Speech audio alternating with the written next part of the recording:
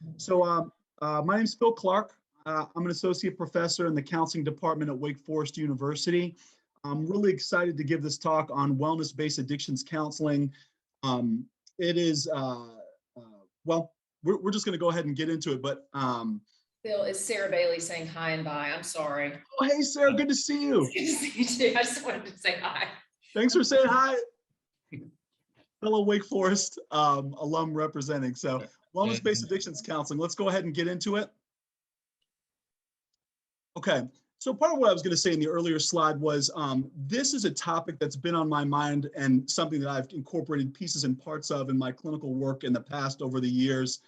Presented on this topic probably 8 or 10 years ago and kind of circled back around to it. And now a colleague and I are working on, we have a book contract and we're putting some things, so trying to put these ideas and concepts into a cohesive whole.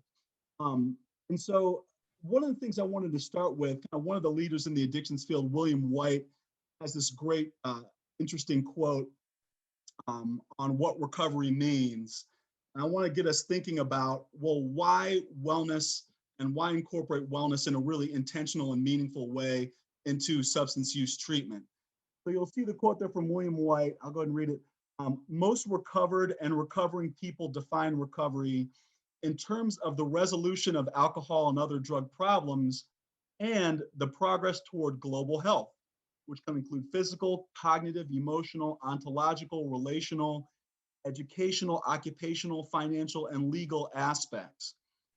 And so I really love this quote because we're always thinking as counselors of how can we both be most helpful and what does recovery mean, but without actually going to the source. What does recovery mean for clients?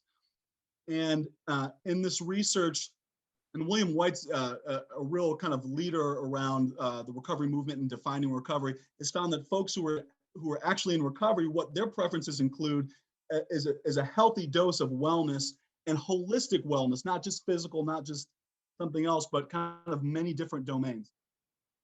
A second quote for your consideration. SAMHSA defines recovery, whether it be from a mental health disorder or substance use disorder, as a process of change through which individuals improve their health and wellness. So you see health and wellness up front in this definition: live a self-directed life and strive to reach their full potential. And so I was really excited as I started doing research for the book to see, that's a huge organization in the addictions recovery field, as SAMHSA would have this as their recovery definition. I'm embarrassed that I had not looked it up earlier until I started doing some research for this book. But when we think about what I'm going to propose today is not just wellness being a tertiary part of substance use disorders treatment, but making it central, making it the centerpiece. And what I thought, to me, this represents a real culture shift in the treatment world, because in my experience, you find wellness as kind of those last couple modules in a treatment program, or those last couple days of a treatment program. We might hear other clinicians say that, wellness shouldn't really take much of a central role until the latter stages of a person's recovery, until quote unquote they have legs under their recovery. Then we can focus on the wellness part. From the researcher perspective, we typically see wellness as an outcome variable. So if the person can stay abstinent or reach their harm reduction goals, let's look at the impact on wellness.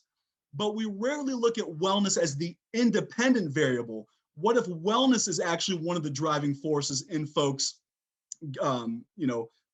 achieving abstinence or whatever their harm reduction or substance use goals might be? And this can be really difficult to reconcile when you get trained in wellness counseling, and wellness as a foundation for counselors, wellness development and lifespan considerations. And then you go into the addiction treatment field and sometimes see what's offered versus the way we're trained. It's very difficult, at least for me, to reconcile. And I wanted to see more congruence in that way. So what are some of the benefits? Let me see.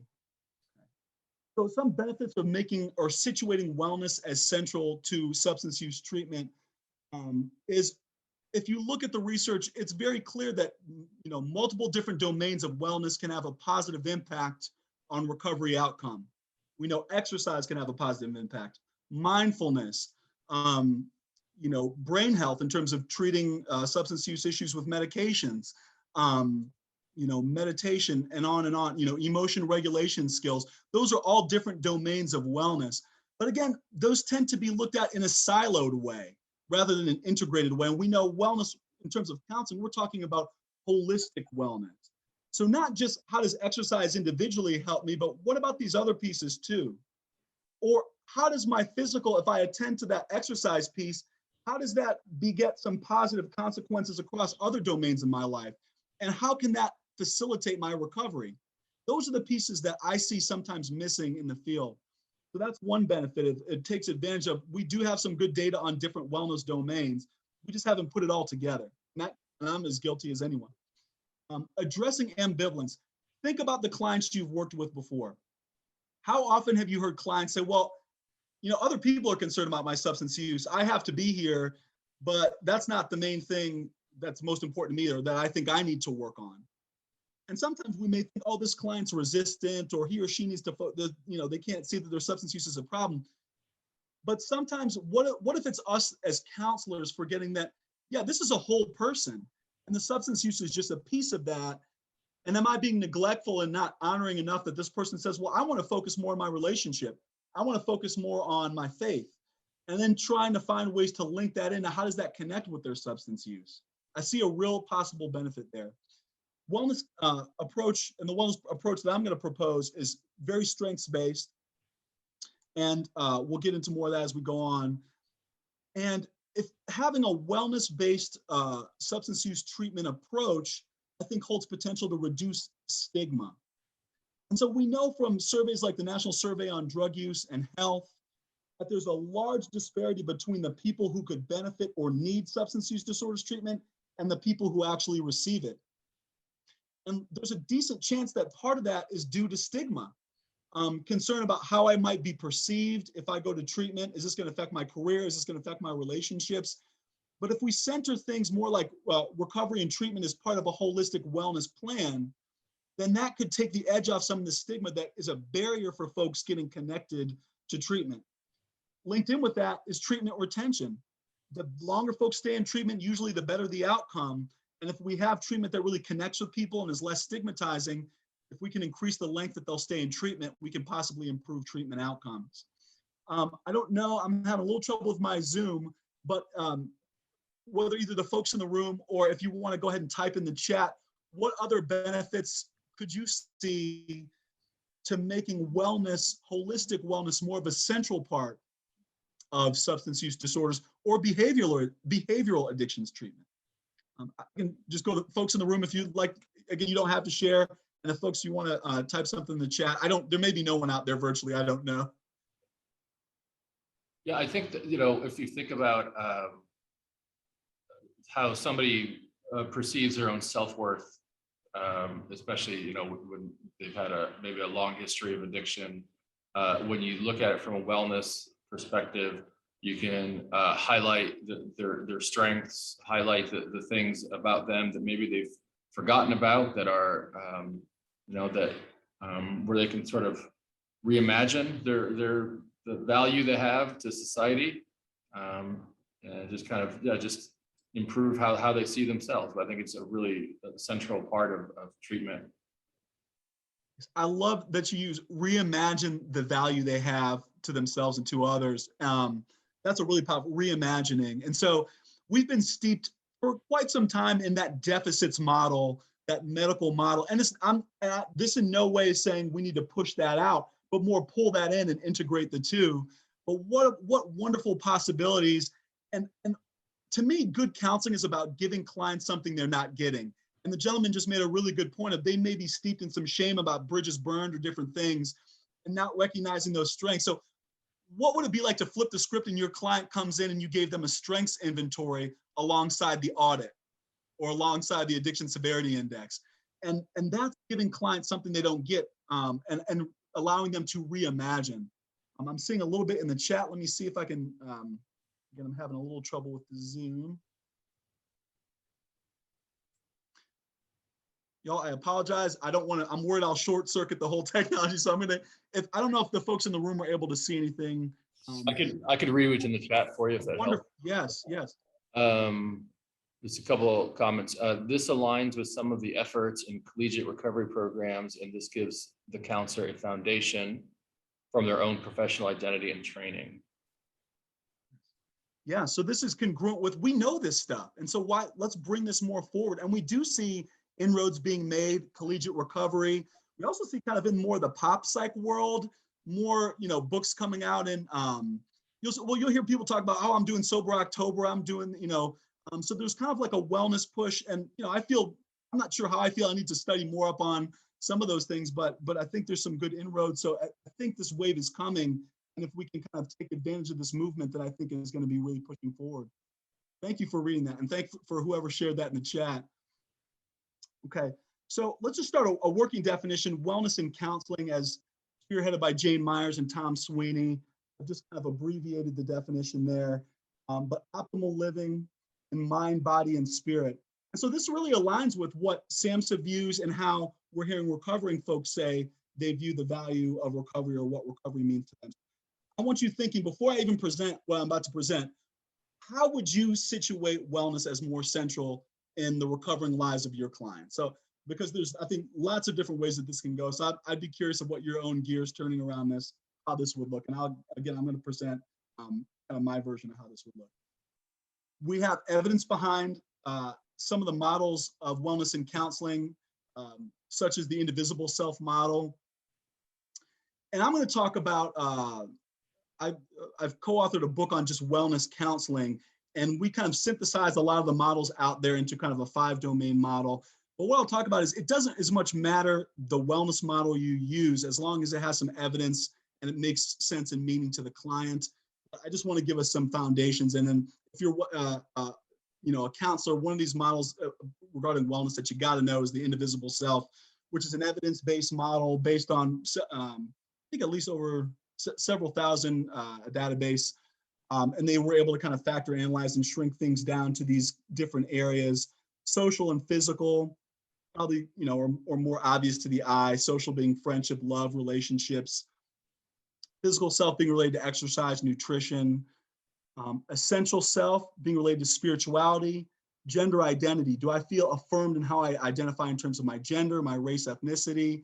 Am I making sure to keep up with self-care? The coping self, you see leisure, stress management, self-worth; creative self, positive humor, work life, internal locus of control. So how often do we see some of these things worked into the treatment process? And especially early on, I just haven't seen it as much. So what would it be like? Can we reimagine treatment where these components are infused earlier on, and not just as tertiary on the edges, but making this a main piece of what we talk about in our group counseling with our individual clients, et cetera. So my colleague and I, Todd Lewis, have proposed several definitions, what I'm going to talk about here. And one, this is how we kind of generally define wellness-based addictions counseling, this approach I'm going to talk about.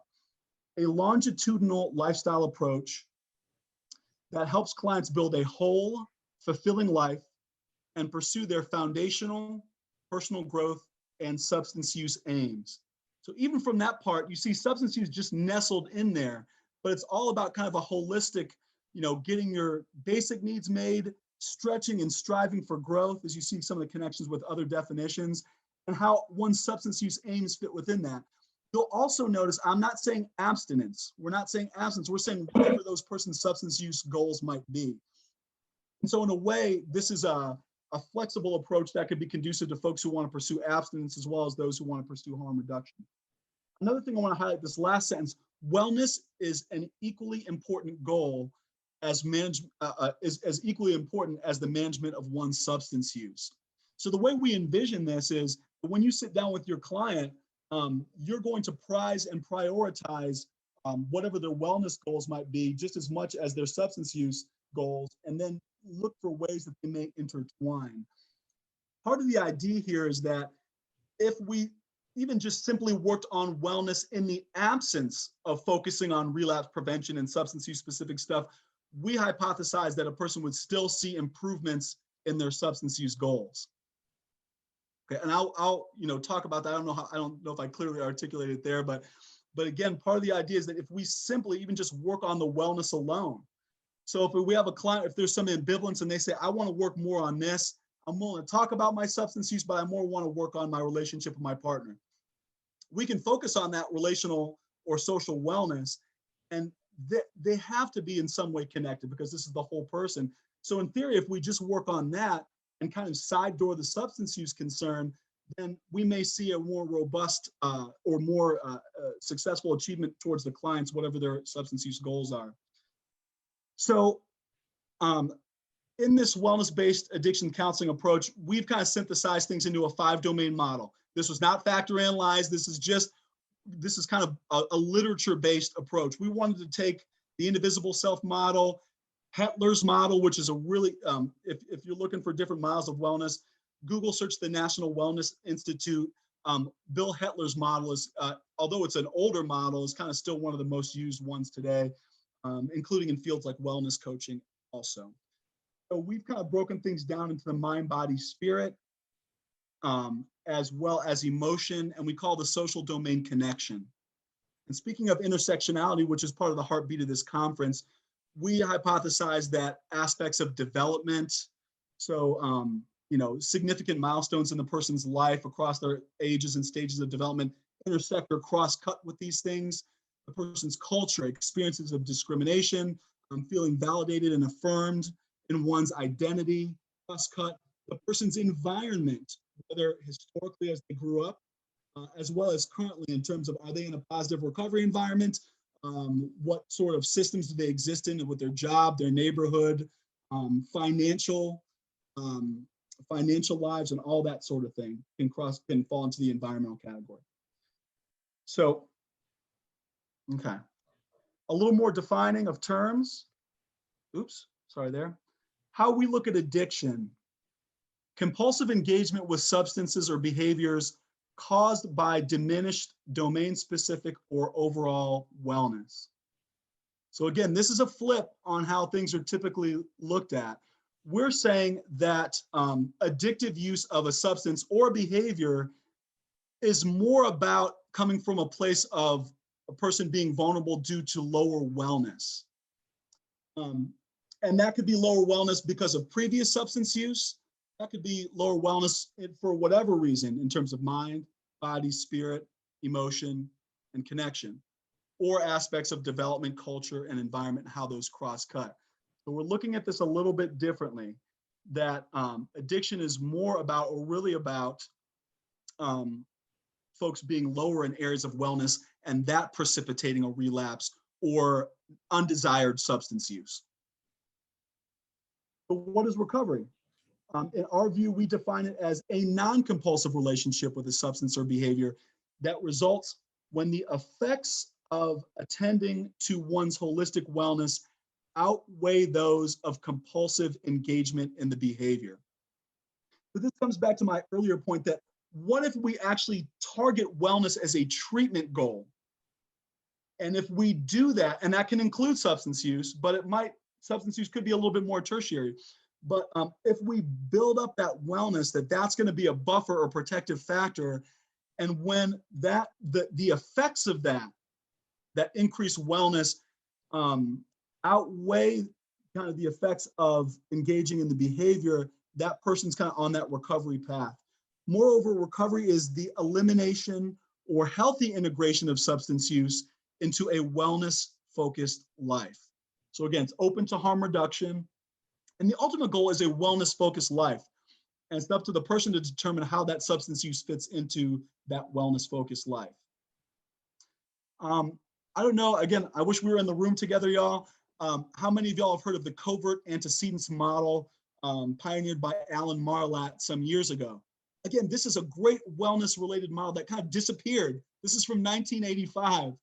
So we're trying to remix it and bring it back because this is wonderful work. He's known for lots of other work, but this model is just a snippet of, I think, what I see out there that's written about in the literature. This covert antecedents model is how Marlatt perceived relapse occurs. What he hypothesized is that relapse can sometimes occur when we have imbalance in our life.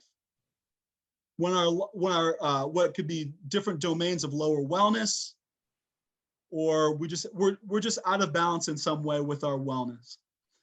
He described it as when the shoulds in our life outweigh the wants. When the shoulds in our life outweigh the wants. And we've just broadened this to talk about in the book more about just imbalance in those domains of wellness. But when we have that lifestyle imbalance, that results in this desire for indulgence. I need to escape, or, I owe myself that drink or that drug. I've been working hard, I'm stressed. So whatever's going on where our lifestyle's imbalance is, I need something. I need something to feel better, to feel more balanced. Or, my lifestyle is really out of balance. I owe myself a drink so I can feel better and feel more imbalanced. So Marlatt actually was the first person I could find that really situates wellness as pretty central to why people relapse who are trying to not use or trying to cut down. And so part of what we're doing is simply building upon work that's already been done. Jane Myers, Alan Marlatt, and others. So indulge me if you would for a second. And if you want to, you can write in the chat. Maybe the gentleman will read a response or two. This could be something where we just reflect and just move to the next thing where you don't have to comment if you want. I want you to maybe think about a habit that you have tried to improve in your life. Think about a habit that you've tried to improve in your life. That could be cutting down on TV. That could be improving your nutrition, cutting out fast food, stopping smoking, whatever that habit, exercising more, starting to get a hold to an exercise regimen, whatever that might be, meditation, etc. As you think about that habit, if you would maybe make a mental note or written note of how engaging in that habit increased your wellness. So how did eating the fast food, spending a lot of time on social media, whatever the habit, how did engaging in that quote unquote negative habit increase your wellness? So take a moment for that.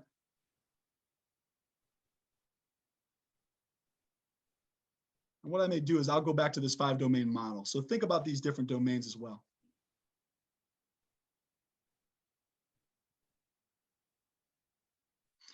And then think about how that habit, when you engaged in it, maybe decreased one or more of these domains of wellness in your life.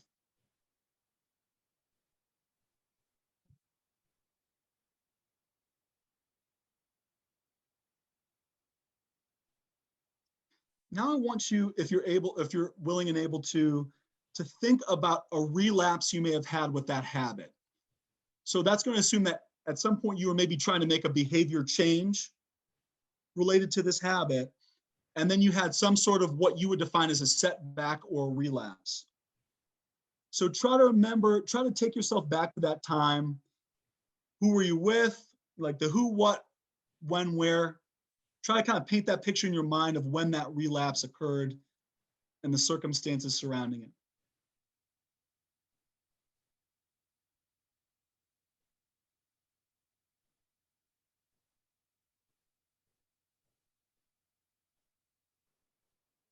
As you do that, reflect upon maybe what connections there might have been to maybe your life or wellness being out of balance slightly in some way at that time or in those moments. What connections may exist to your wellness being a bit out of balance at that time or in those moments?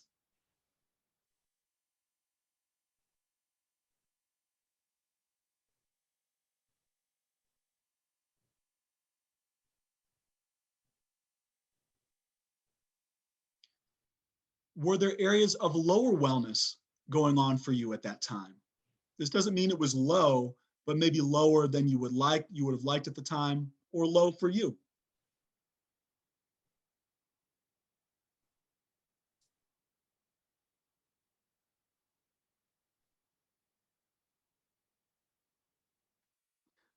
Would anybody be willing, well, it might be a little bit long-winded for the chat, but you can in the chat, or anybody willing to share any piece of that reflective exercise, what came up for you? I feel so bad for the folks in the room. We just looked at each other here like, who's going to talk? If anybody. Well, you don't have to, but so this is more of a reflective exercise. I think a lot of techniques and approaches in counseling, it's really good to kind of personalize those. So this is just something that you can kind of take with you, but to try to get grounded with kind of some of these ideas and concepts that we're talking about. I think it can be helpful to reflect on, our own habits, or we may be in recovery ourselves. And so making those connections there. Okay.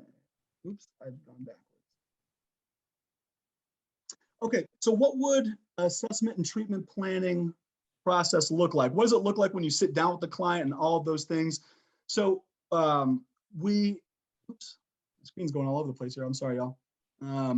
We invite the client into the idea that wellness will be at the center of the counseling process, with a focus on both wellness and substance use.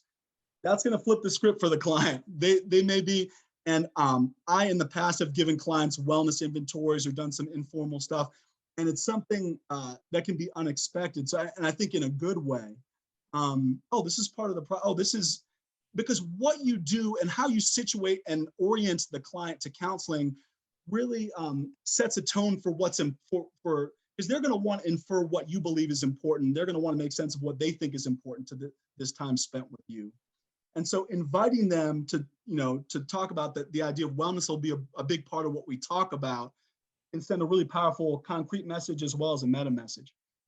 One of the biggest things I would recommend, if I only had 1 minute to talk to y'all, would be that you'll always want to incorporate wellness and strength-based assessments along with your substance use screening tools and your and evaluation tools.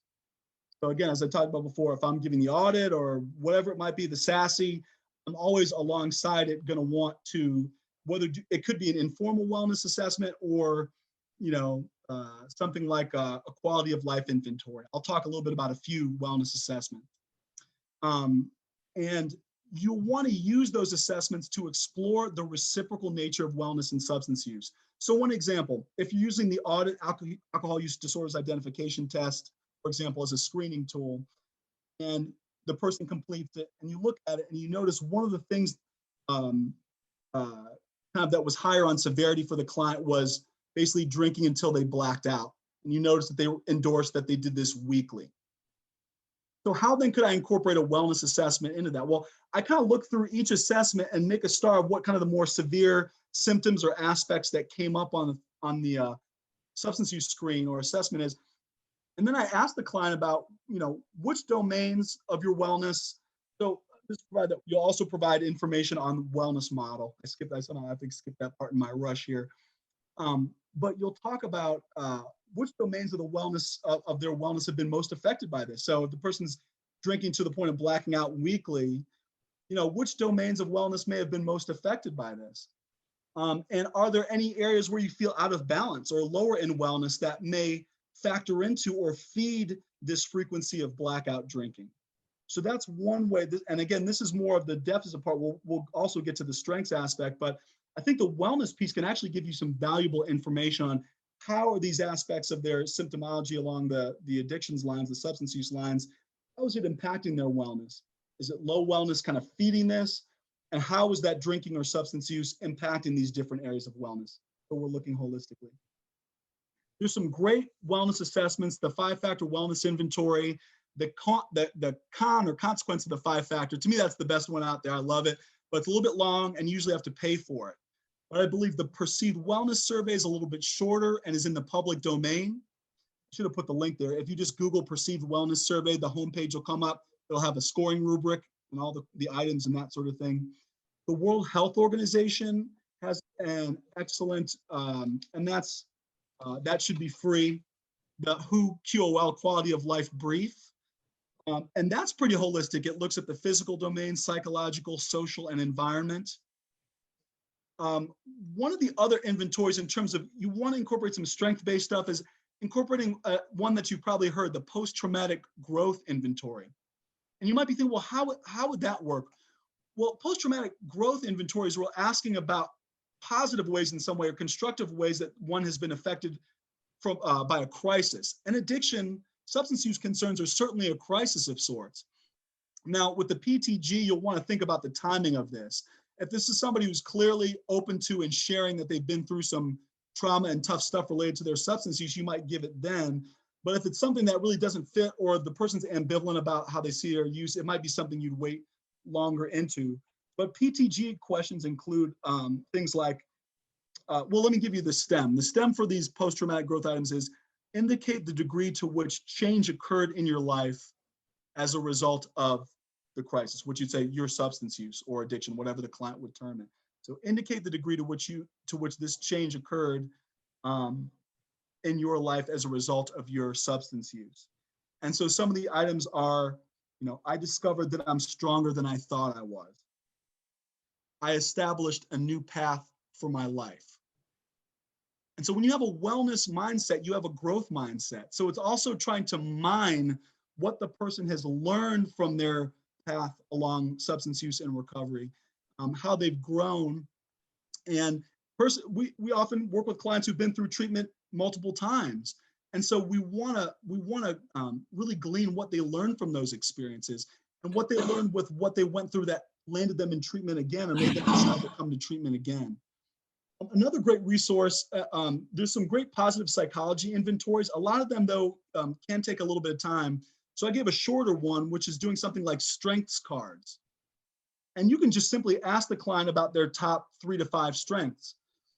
As the gentleman brought up, sometimes clients with substance use issues have been through so much that they may have difficulty identifying even 1 or 2 strengths. Wow, then that's even more important that we do this exercise. Because that may be getting in the way of them getting where they want to in terms of a wellness-focused life, in terms of getting their substance use where they want it to as a part of that wellness-focused life. So that link, if you click on that, it's got some strength cards. You can print out a card deck and have the person choose which strengths fit for them, or you can just ask them what are some of their strengths. There's also at that link a really neat sentence completion task called like the positive qualities task. And there will be sentence completions like, my blank is going to help me achieve my goals.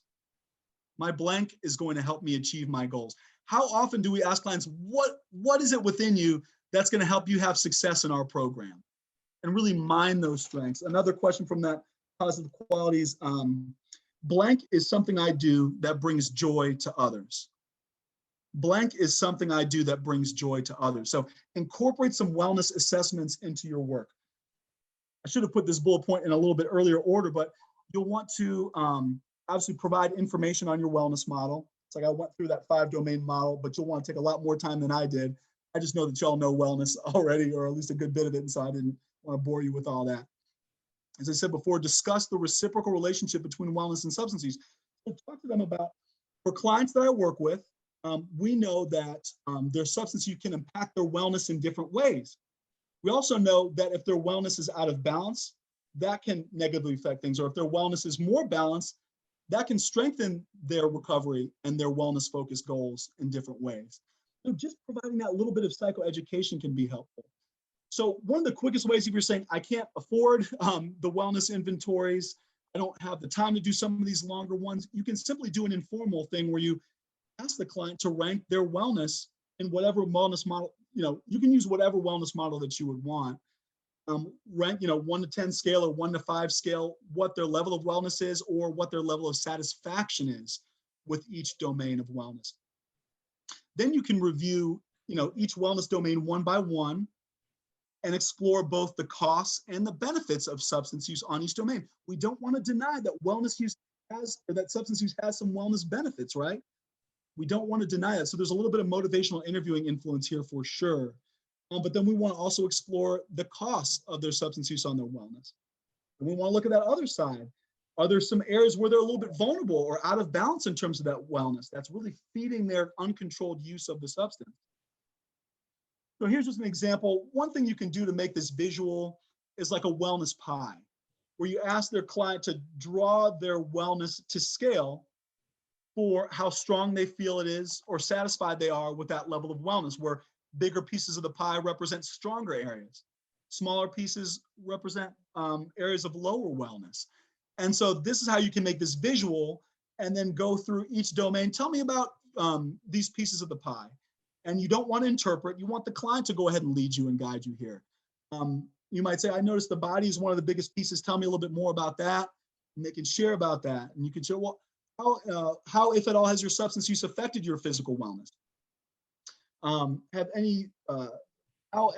With any struggles with balance in that area, how has that affected your substance use? And then one of the things we want to make sure to do is jump on strengths. So this is great. We have these big areas of body, mind, and spirit that we can really mobilize. So that's what we're often missing too. When you start out with your client, we've totally I'm just going to own that. I've totally neglected in the past to focus on, well, what are these wellness strengths that you possess? And how can we mobilize those to help you move towards your substance use and wellness goals? So again, we'll really want to, well, how can these mind, body, spirit areas, tell me about why those are bigger. How might we mobilize those strengths in there to address your wellness and substance use goals? Another central thing that you're going to want to have is we always have a treatment plan in counseling. And so we've broadened it to just a simple wellness plan, which is central to wellness counseling, period. And so this is kind of a wellness and recovery plan. And these are some of the basic, this isn't one in full, but these are the basic components. The domains of wellness most negatively affected by my substance use are: when blank domains are out of balance, my substance use becomes more concerning or stressful to me. In the past, attending to XYZ domains of wellness has helped me use substances in a way that's less concerning. So again, we don't assume that the person wants to quit. We don't assume that they're super duper devastating concerned about their substance use. So I use more benign terms like concerning and stressed and that sort of thing. Identifying their areas of high and low wellness, setting goals, and then how they can use those strength areas are all built in there.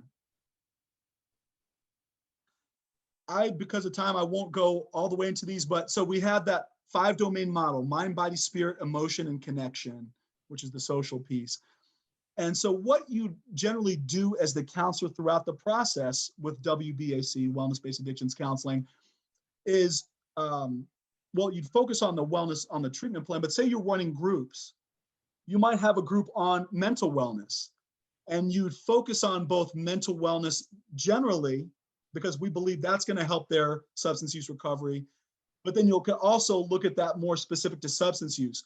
What are the triggers that fall within the mental wellness domain? Is it, not being stimulated in life? Is it my outlook on life? Is it my thoughts or my self-talk? Is it, in terms of brain health and talking about the neuroscience behind, because, I'm just in early recovery. I'm not producing that natural dopamine in my brain. And so I'm experiencing alexithymia. I just don't feel good about anything. And so I want to use, because I don't feel good. My brain has not, neuroplasticity hasn't fully kicked in yet. Body, we may just do general stuff about nutrition and recovery. We just finished up a chapter on nutrition and recovery. Again, that's something I hardly see. I think NADAC has an excellent webinar on nutrition for substance use treatment. That's a free webinar. But and so just simply talking about nutrition, exercise, sleep, all those things, talking about them early on, but then also talking about how can those be triggers to relapse. So that's what we do going throughout kind of these different things. And again, how often are we talking about your experience of microaggressions and how that may factor into your substance use, your experience of being discriminated against or not feeling affirmed for who you are in different ways in your culture, and bringing those to the forefront. So it's not that we don't do these things in substance use treatment. We're just proposing to move these even more to the forefront. And then you can use relapse worksheets, but they all center around the domains of wellness. In what wellness domains do you experience the most frequent triggers? Is it mind, body, spirit, emotion, connection? In what wellness domains do you experience the most powerful or pulling, triggers that really pull on you in a powerful way? Then we do similar exercises to one we kind of did a little bit, and asking them to think back to a recent relapse. In what ways were any domains out of balance? When you did relapse, what domains were most affected? But then we pull on the strengths. if you were eventually able to put a stop to that relapse, even if it was weeks later, what domains of wellness and what personal qualities about you helped you put a stop or slow down this relapse train? What did you learn about yourself from that relapse experience? So everything, there's a little bit of relapse prevention, RP in there, of what did you learn about yourself from that relapse? What did you learn about your wellness? What did you learn about your substance use? And then let's move this forward. What ideas do you have for increasing wellness that may buffer you from a future relapse? So let's take this, let's learn from it. So again, you can hear that influence of relapse prevention in there. What can you learn from this that may help you prevent future similar relapses? And more specifically, how can you increase your wellness that will protect you in that way? And what strengths from a wellness perspective and a personal perspective can help you in this process? Just check my time again. Wellness-based addictions counseling, I think this approach nestles really well within family counseling. We know empirically, and y'all know anecdotally as well, that family members and loved ones of the person with the substance use concern often have as many medical problems as that person with a substance use issue. Because while the substance use person is using, that person might be taking care of them in the hospital when they're unconscious. The addicted individual might be unconscious, but their loved one is very much awake in the hospital and they're stressed and worried. So they have gastrointestinal issues, all kinds of different stress-related issues and medical problems that you can imagine. So having their own wellness plan for the family members as part of the family treatment process can be really, really powerful. I think this is talked about. Yeah, self-care is important, family member, loved one, but we don't give them a rubric or a roadmap for that. Wellness counseling gives us that roadmap. And so here's these different domains. Let's make a wellness plan so you can take care of you. We appreciate that you're caring for your loved one who's in recovery, but how are you going to take care of you? And here's a map for how you can do that.